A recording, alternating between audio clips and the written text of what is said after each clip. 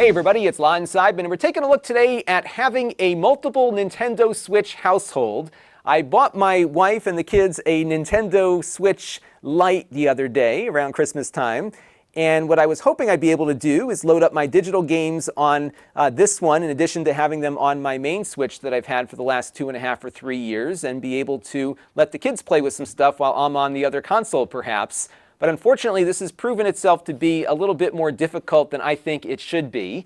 And what I wanted to do in this video is just kind of run through some scenarios to consider if you are looking at buying an additional Switch console for your household. Unfortunately, again, it's not as easy as you might think it should be. And we'll look at some ways that you can kind of circumvent some of the restrictions that Nintendo has put into place when you do want to have more than one Switch device in the household. Now, I do want to let you know, in the interest of full disclosure, that I paid for both Switches here with my own funds. All of the opinions you're about to hear are my own. Nobody is paying for this video, nor is anyone reviewing it or approving it before it gets uploaded. So first of all, let's look at the differences between the two Switch consoles. This smaller one here, the yellow one, is the Switch Lite. This sells for about $199.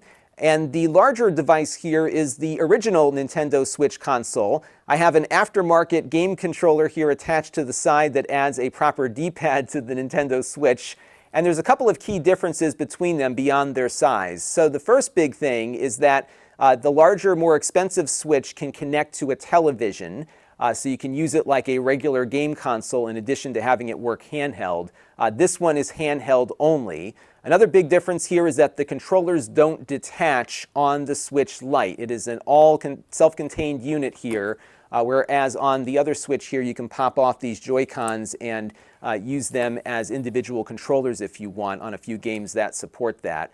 The screen resolution is the same on both, about 720p. But because the display is smaller here on the Switch Lite, to my eyes it looks a little bit sharper than the larger unit here. But really the big differences here are the fact that you can't detach the controllers and you can't use this on a TV even though it has the USB-C port. Now let's hop over to my existing console here and take a look at how I have the users set up, and then we'll get into some of the options that you'll have when you bring the second Switch into the mix. So right now we're on the home screen of my main Switch console, and if you look up top here, we've got 3 users on this device. And what's nice about how the single console works is that I can jump over here to the settings and add additional users to my Switch who can use all of the games that I've purchased digitally and physically, and they can have their save games saved under that profile. So for example here, if I want to add my daughter Ellie to the mix, I can find a little character here to associate her with, and then type in her name. And then once I save and create this profile, she has the ability to run games kind of in her own space. And if she is playing Zelda or something like that, she can have that save state assigned to her username, and it won't interfere with what my other daughter is doing or what I'm doing.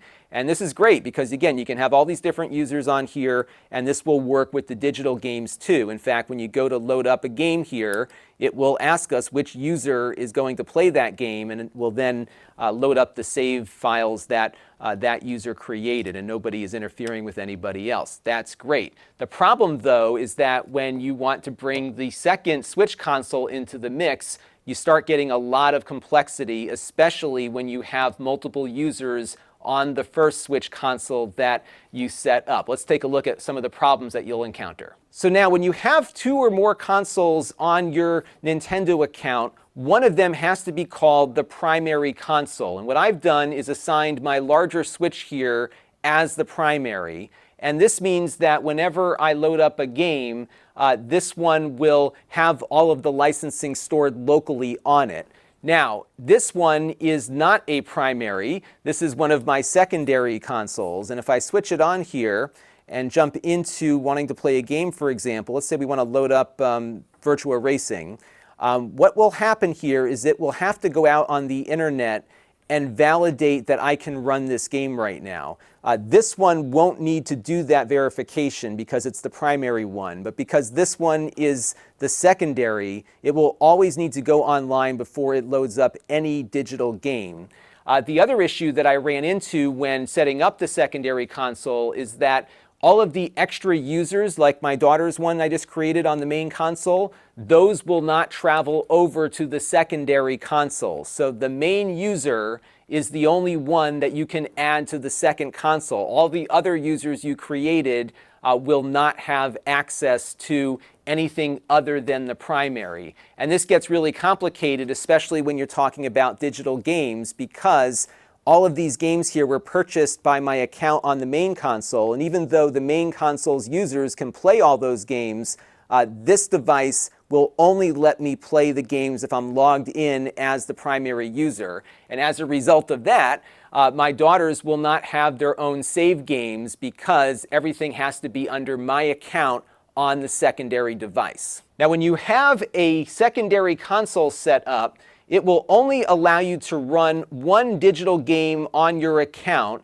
and that means if you've got a game running, for example, here on my Switch Lite, it will stop running even if I load a different digital game up. So I'm going to load up Ghostbusters here. This was a game I bought digitally on my main Switch, and once this game boots, what's going to happen here is it's going to disable what I'm playing digitally on the other console. It sometimes might take it a second or two for that to happen, but as you'll see here in a second, once we get through some of the warning screens here on Ghostbusters, once that game kicks in, this console is basically going to knock me back out to the main menu. There you go. So now we've got the message up here saying that play is being suspended because downloaded software or downloaded content is being played on another console using the same account. And this thing really drove me crazy because my assumption was that it would probably do this if it was the same game on both consoles. That would make sense to me.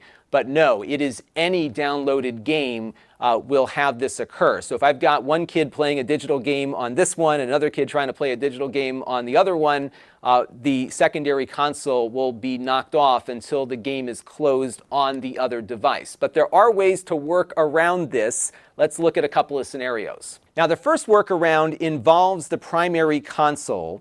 And what it involves is putting the primary console into airplane mode, which we're going to do right now. You can hold down the home button and then you can go over to airplane mode and activate it. Now, this will take the primary console off the network, but in doing this, we'll be able to load the games without having any of that locking code sent out. So if I load up Ghostbusters here again, it won't need to go out to the internet to validate everything because the primary console doesn't need to do that. And when we switch back here to our Switch Lite, let's load up maybe Sonic the Hedgehog after the Ghostbusters game gets loaded again. We'll be able to play Sonic the Hedgehog here because the primary console has been placed into airplane mode. So let's wait for that to load up. There we go. And now we'll load up Sonic Mania here on the other one. Now again, it's going out to the internet to make sure that it can load things up, but because this one's in airplane mode and didn't send over its lock, you're able to get two digital games here running simultaneously without that message that we had before. So that's one way to work around this issue. But of course, if you're going on an airplane or something, this is probably going to still be problematic because this console still needs to check licensing to make sure it's able to run that digital game. Now, there's another way that you can be able to run two games at once involving airplane mode on a different console. Let's take a look at that. So the next scenario involves putting the secondary device into airplane mode before a game is loaded on the primary one. So right now I've got both of these machines reconnected to the network and to the internet. What I'm going to do here before we load a game up on the primary console is load a game on the secondary one. So we'll load up Sonic the Hedgehog here again. Now remember, it's got to go out and look to make sure that game can be played. It's validated that we can load the game up, so we'll see it starting to load here and get going. Now what I'm going to do is hold down the home button here and put the secondary console into airplane mode.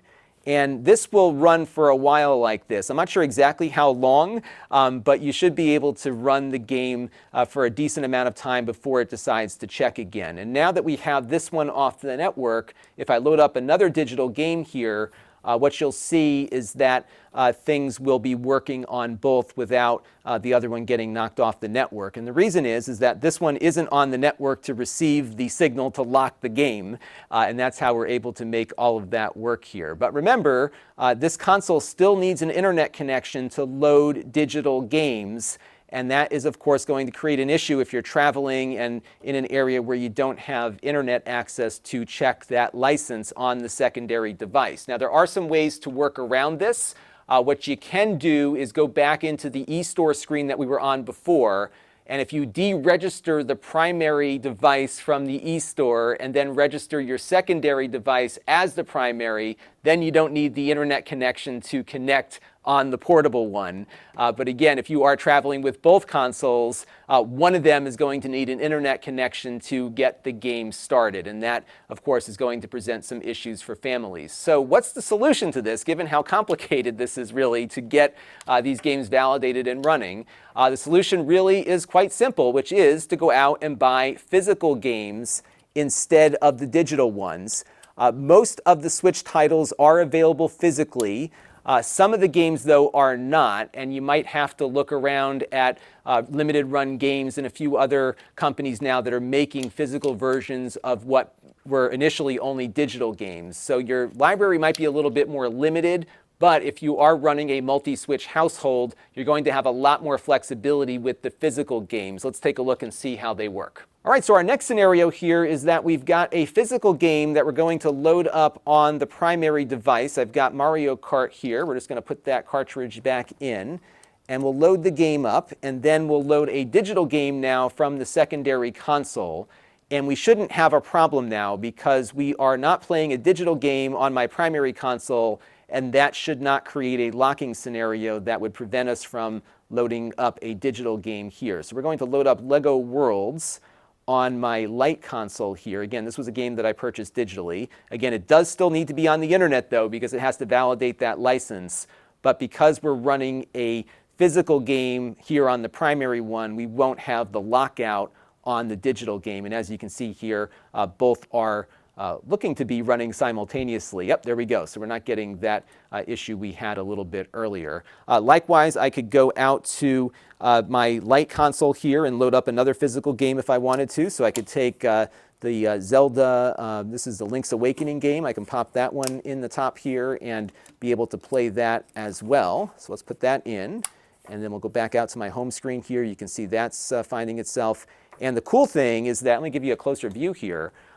When you run a physical game on the secondary console, you don't have to validate the license here because we have a physical copy. So you can see when I go to load that game, it's not checking first on the internet, and I could play this game without an internet connection on a plane, even though that this one is the secondary console and would normally have to check if it was playing a digital game. But again, because we're physical here, it's going to load the game up without giving us any issues. Now, the next question you might have is whether or not you can synchronize your save games between consoles, and you can kind of do that.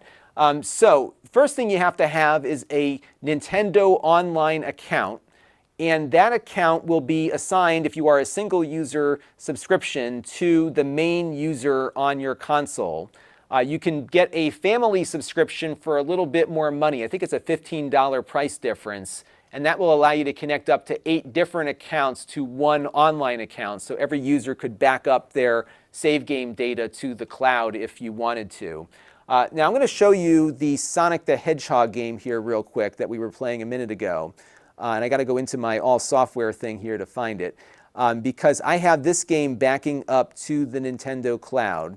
And if I hit the start button here and go over to Save Data Cloud, you'll see that this game has been backed up. And I can click on that and it will bring me to the update here as to when that was last done. So this game I haven't played since November.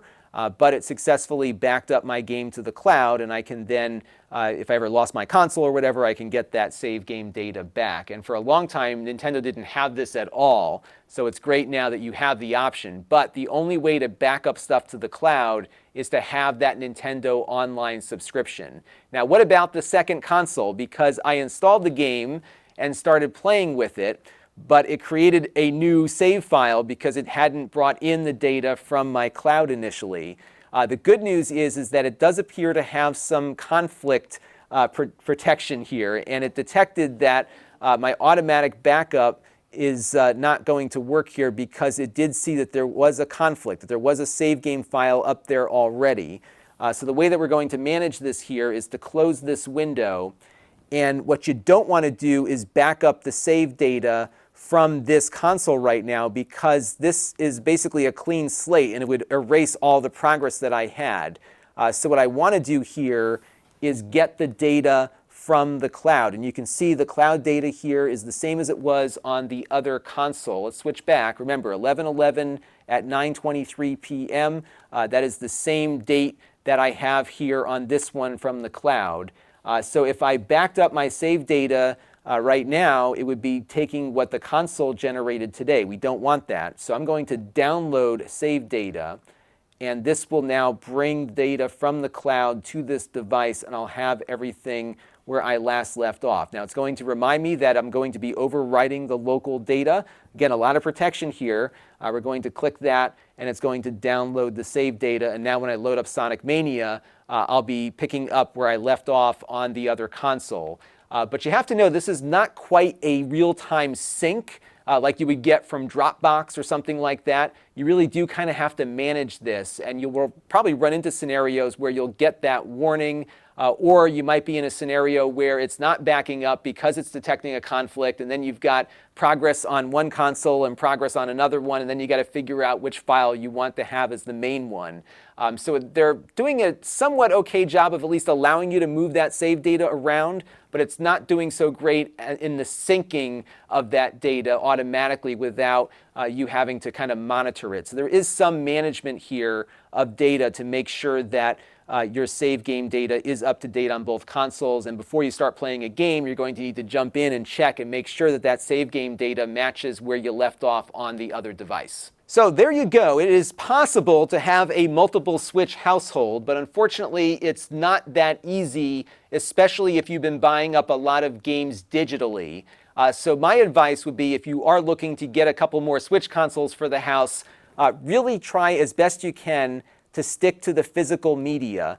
This is certainly going to be a lot easier to manage from a traveling perspective, because you won't need the internet connection on your additional Switches to play the games. You won't have the restrictions when you do have a connection of a game getting knocked off because somebody else loaded up a digital game on a different console. And of course, if you are done playing the game, you can sell it and get some of your money back to buy new games, because these games can be played on any Switch console and they're not tied to any specific user. So I am very grateful that Nintendo decided to keep making physical media on this new generation of console. And again, I strongly suggest that you should be buying games physically as best you can, just to reduce the amount of complexity here. So they do have some work to do. This is complex, and I'd love to hear your thoughts down below in the comments section as to whether or not this all made sense or not. It's really been difficult to try to put all this together.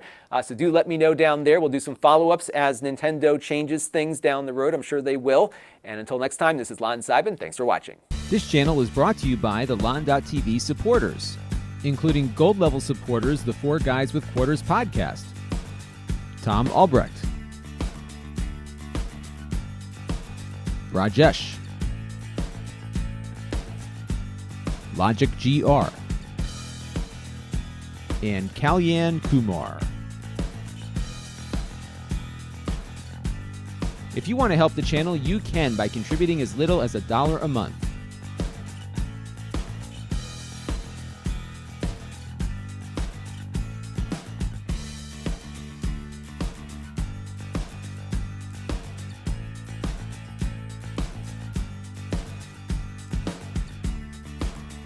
Head over to Lon.TV/support to learn more.